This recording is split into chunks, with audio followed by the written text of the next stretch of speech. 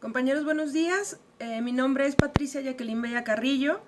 El día de hoy les voy a compartir mi presentación final. La misma lleva el tema de manejo, identificación y almacenamiento de los residuos peligrosos.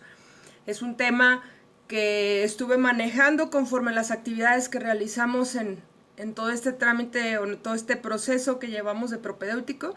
Entonces espero que sea de su agrado y sea de interés para todos. Pues empecemos. ¿Qué son los residuos peligrosos? Bueno, todo lo clasificado como desecho que debido a las características de esa naturaleza pone en riesgo la salud de las personas y el ambiente, el medio ambiente. Esas características de los residuos peligrosos pueden ser varias.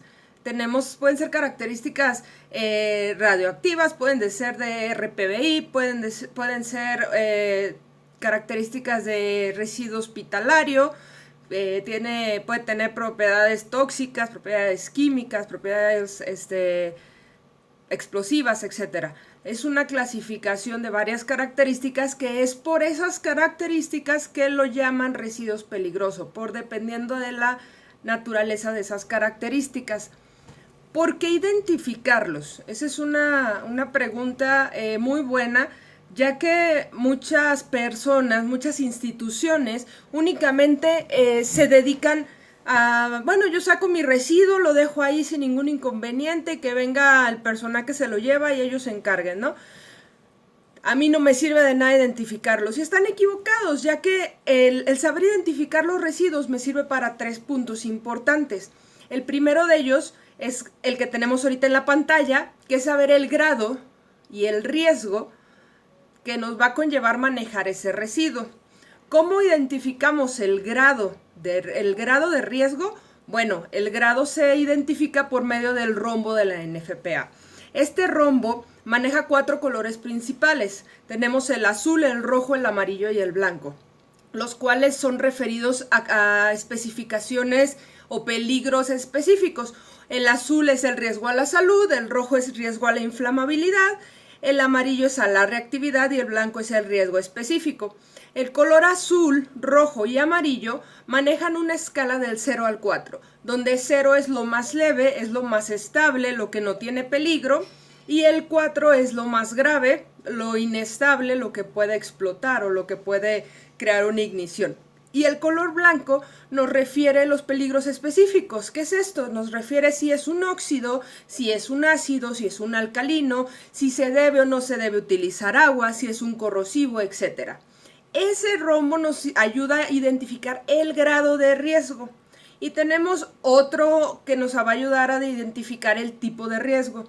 Esta se conoce como una mnemotecnia. ¿Qué es esto? Un conjunto, se toman las primeras letras de unas palabras y se forma esto que le llamamos CRETIV, que vamos a ver un poquito más adelante y me voy a especificar en ello, o voy a adentrar un poquito más en ese tema.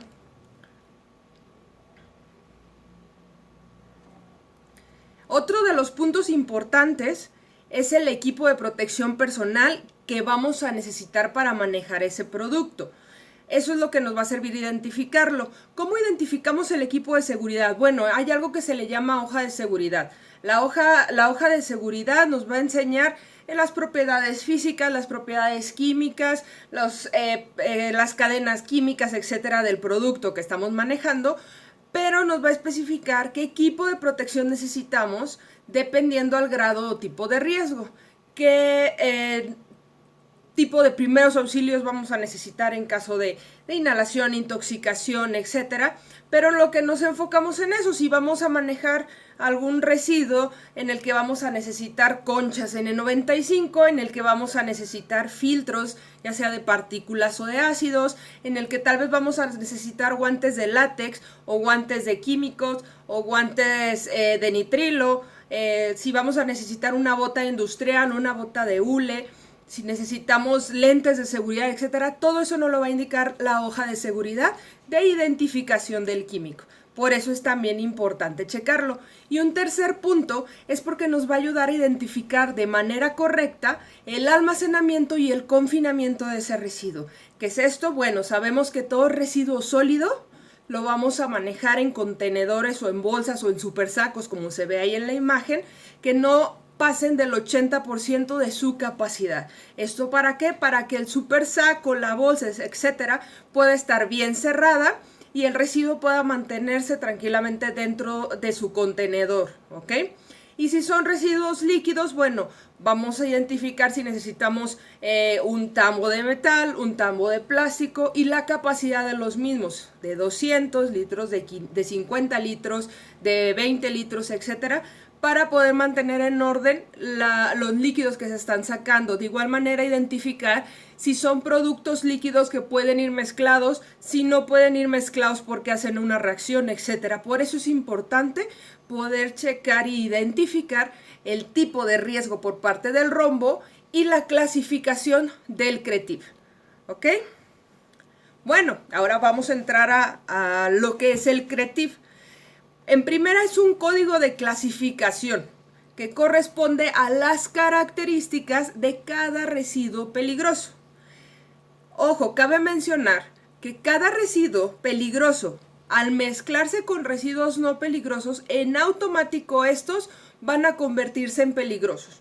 Es como el ejemplo que les pongo ahí de la manzana. Tienes una manzana, la dejas con otras que están en buen estado. ¿Qué va a pasar? Va a empezar un proceso de descomposición y prácticamente te contamina todo la manzana hacia alrededor. Con el residuo va lo mismo. Es por eso que se pide que haya una separación. No podemos tener en un mismo lugar los residuos no peligrosos con los residuos peligrosos, ya que en automático estos se vuelven peligrosos y lógicamente aumentaría nuestra demanda de residuo, aumentaría los costos de traslado, aumentaría los costos de destrucción y lógicamente aumentaría el impacto ambiental en el cual estamos atravesando en estos momentos en el país. ¿Ok? Entonces, les decía, el CRETIV es un conjunto de las primeras letras en las cuales nos indica el tipo de riesgo. ¿Cuáles van a ser? Bueno, el primero es la C de corrosivo. ¿Ok? Tenemos la nomotecnia CRETIV. La primera C significa corrosivo. ¿Qué características tienen estos residuos peligrosos? Ok, van a estar en estado líquido y su pH tiene que ser o menor o igual a 2 o mayor a 12.5. Esa es una de las características. Y la segunda es que por temperatura, arriba de los 55 grados, puede corroer el acero al carbón a una velocidad de 6.35 milímetros, ¿ok? O más por año. Todo esto viene basado a la norma 052 de ecología. En la partecita de abajo yo les indico una regla de pH. Si alcanzan a distinguirla, abajo del número 2 nos encontramos con los ácidos estomacales, los ácidos de batería, que son corrosivos. Y arriba del 12 o 12.5, pues tenemos todo lo que son limpiadores, los blanqueadores como la lejía, los ácidos, la sosa cáustica, etc. Esos serían algunos por nombrar residuos corrosivos. Entonces, primera letra, la C de corrosivos. La segunda letra es la R de reactivos.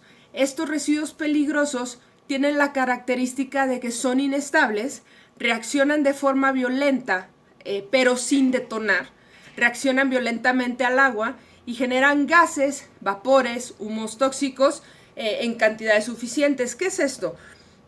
Un ejemplo, si en un laboratorio químico se derrama un ácido perclorídrico o un ácido sulfúrico y la hoja de seguridad me dice que no se debe utilizar agua, pero saben que ese día yo no leí la hoja de seguridad y se me ocurrió, porque se rompió el envase, agarrar y echarle agua luego.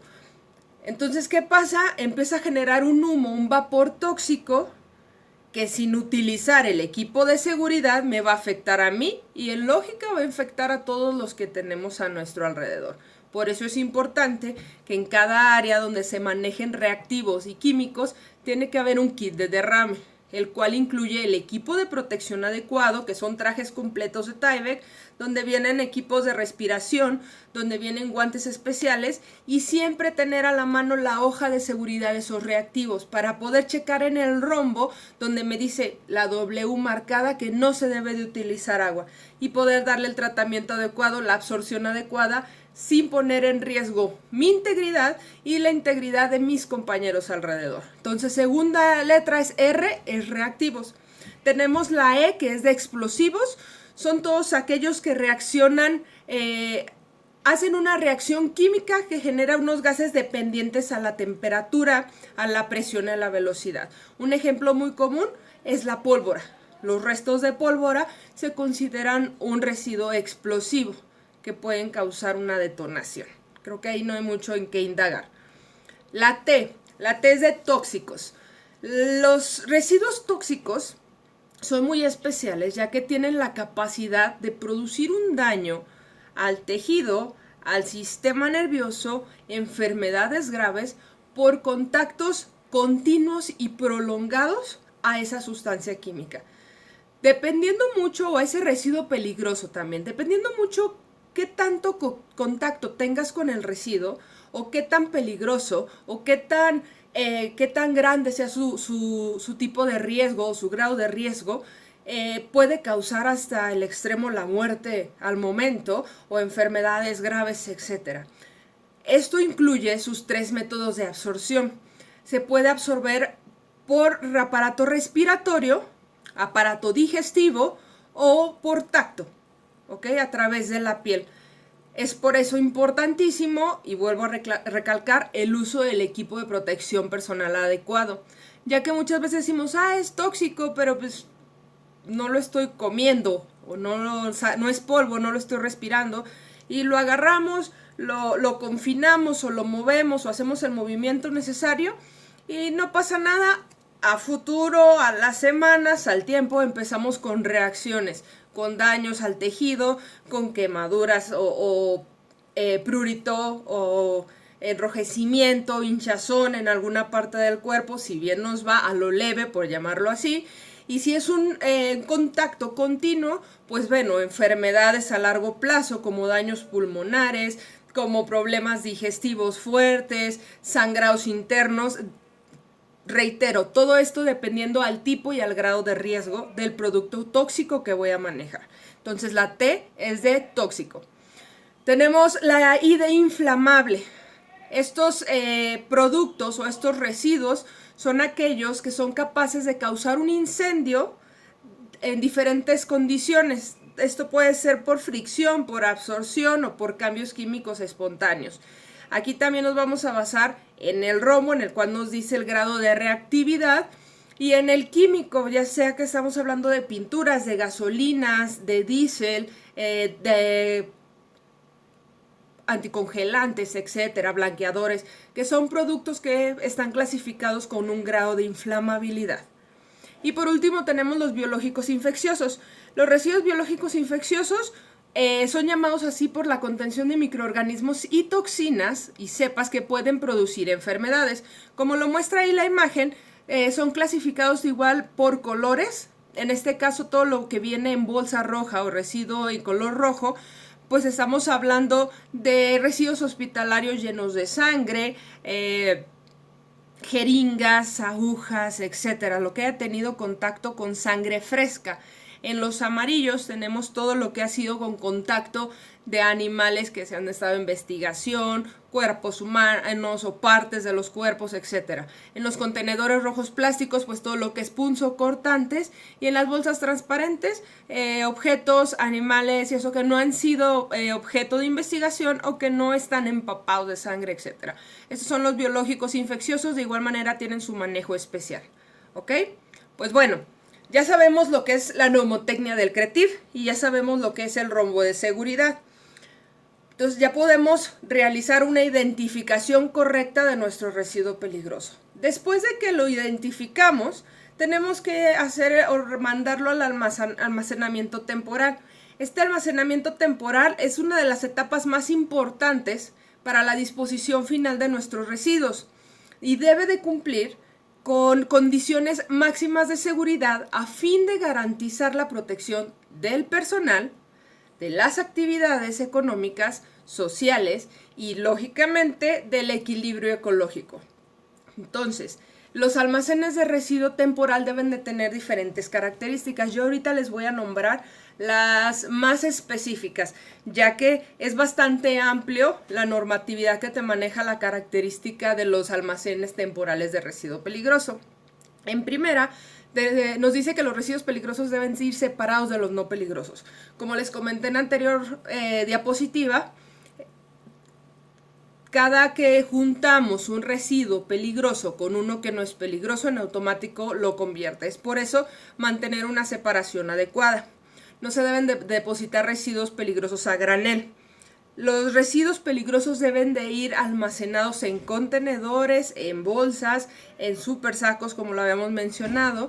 El área de contención o el almacén temporal debe de tener una iluminación natural, debe de tener una entrada de aire natural para que esté filtrándose. Debe de estar, a pesar de que te pide que tenga una área con luz natural, debe de estar cubierto directo de los rayos del sol para evitar algún incendio.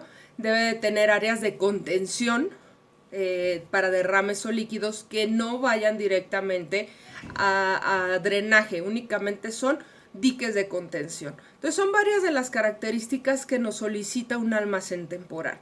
Nos pide que tengamos áreas de espera y de acceso para que pueda venir, ya sean las áreas diferentes o el proveedor que se lleva el residuo, puedan tener el acceso de dónde estacionarse, de cómo moverse, cómo subir, bajar o guardar o mover el residuo peligroso. Debe haber casetas de vigilancia y caminos. ¿Qué es esto? La caseta de vigilancia tiene que estar cerca del almacén de residuo. ¿De qué nos va a servir esto?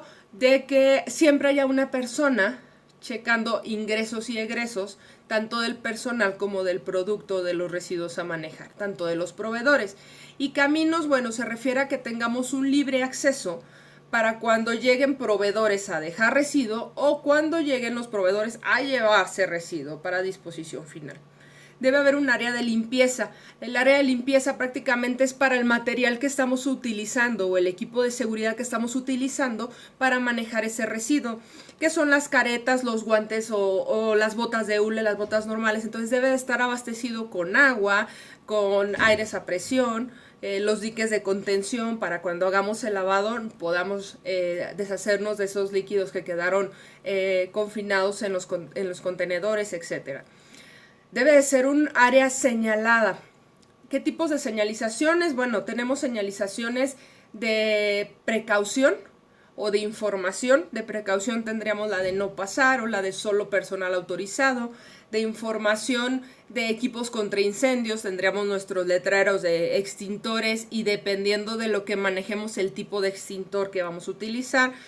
Tenemos letreros de precaución o de condiciones seguras, donde me dice el nombre del área o del almacén, como lo veíamos en la diapositiva anterior. Voy a mover un poco. Tenemos ahí los letreros donde me indica que está prohibido estacionarse, donde me indica que hay posible riesgo ya sea de corrosión, de explosividad, etcétera. Entonces debemos de tener un área bien delimitada, bien protegida. Si se dan cuenta, en la parte de arriba están las ventilaciones naturales o como no son cerradas por completo para que pueda estarse moviendo el aire dentro del lugar. Y por último, si el residuo peligroso no debe de permanecer más de 6 meses en el área de confinamiento temporal. Esto es desde el momento de su fabricación, ¿ok? Si yo lo fabriqué y lo saqué a confinamiento y lleva 3 meses, pero se lo llevaron otro proveedor a su área de confinamiento temporal, no es que diga, bueno, son 6 meses en mi confinamiento y 6 meses en el tuyo, no. Si ya estuvo 3 meses en mi confinamiento, el proveedor o la persona que se está llevando mi residuo a disposición final tiene 3 meses más para hacer la disposición final, la destrucción o lo que vaya a hacer con ese residuo, ¿ok? Que se completen esos 6 meses. Es el tiempo de vida que tiene ese residuo para pasar o terminar su proceso, ¿ok? Esas son algunas de las características que nos conlleva a saber lo que son los espacios de confinamiento. Ahora sí pónganse a pensar si el área donde están trabajando tienes área de confinamiento. Los invito a que se den una vuelta, vean si tienen alguna de esas características especiales o principales que vimos. y también puedan identificar si les hace falta más, las áreas de oportunidad que tenemos en ese área de confinamiento temporal para poder ayudar y crecer y seguir avanzando en lo que es materia de residuos peligrosos. Bueno, me dirán, ¿qué tiene que ver todo esto de los residuos peligrosos con el impacto ambiental? Un mal manejo de los residuos peligrosos nos han llevado a estar cruzando por impactos ambientales fuertes en nuestro país. En primera, ¿qué es un impacto ambiental? Con mis palabras se lo puse ahí, es la modificación del medio ambiente ocasionada por las acciones del hombre o por la naturaleza. ¿Cuáles van a ser las de la naturaleza? Bueno, tenemos huracanes, temblores, o los terremotos, las lluvias, cuando son lluvias incontenibles o fuertes, la sequía, etcétera. Esos son impactos ambientales provocados por la naturaleza. ¿Cuáles serían las de acción del hombre? Pues todo lo que está conllevando a la destrucción de nuestro planeta, ¿ok? Son los efectos que producen las actividades que realizamos, que realiza el ser humano, hacia el medio ambiente. ¿Cuáles van a ser estas actividades? La Semarnat te hace una identificación de cuáles son los impactos ambientales por los que está pasando en este momento el país o los que más han afectado al país o a México en estos momentos. Estos impactos ambientales, si se dan cuenta, ahí se los voy a dejar en las imágenes nada más. Bien dicen que una imagen habla más que 1000 palabras. Si se dan cuenta, y creo que, o díganme si estoy equivocada, desgraciadamente cada día nos estamos acabando más a nuestro mundo. La Semarnat, al igual que otras instituciones, mencionas 3 tipos de impactos principales en nuestro país. Uno de ellos es el impacto ambiental provocado por el aprovechamiento de los recursos naturales. ¿Qué es esto? Las talas descontroladas, las pescas no medidas, todo lo que ha dañado el daño al suelo, etcétera. Todo eso involucra el aprovechamiento de recursos naturales.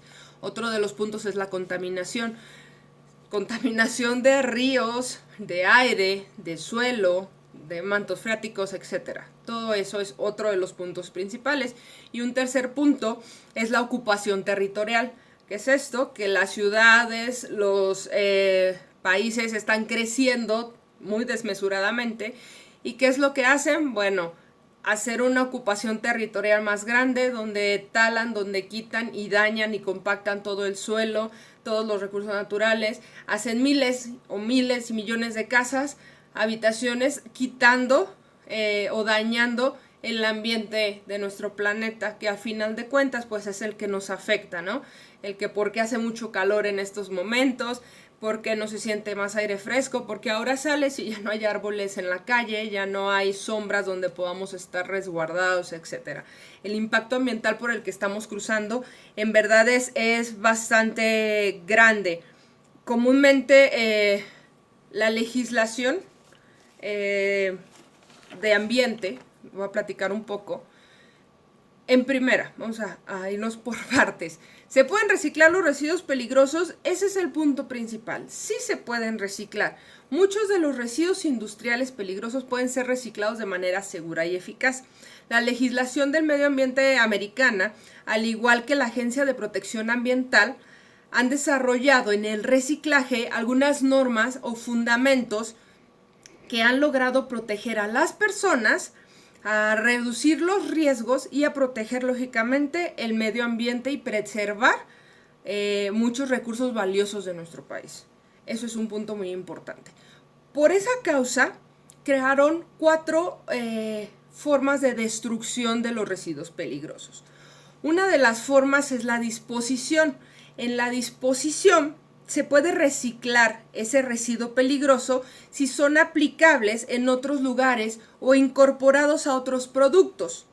Un ejemplo sería el fertilizante o sería el asfalto, que el residuo peligroso puede, después de hacer su proceso, puede ser reutilizado para realizar un fertilizante, para realizar otro producto y pueda volver a su función.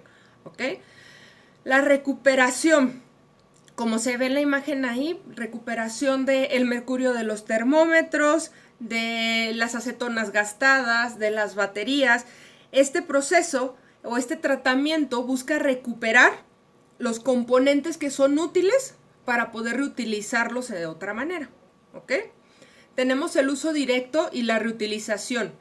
En el uso de este producto, lo que se está buscando es perder un componente o perder un ingrediente de mi residuo peligroso para poder formar un nuevo producto.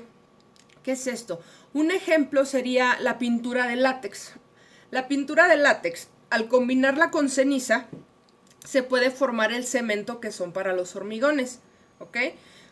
Un ejemplo, si mi residuo peligroso su disposición final fue para incineración, esas cenizas, que en vez de ponerlas ya en un contenedor y poder dejarlas en confinamiento, al poder reutilizarlas, en este caso con la pintura, tengo la posibilidad de crear el cemento para los hormigones o para el crecimiento de alguna empresa, de una casa, etcétera, ¿ok?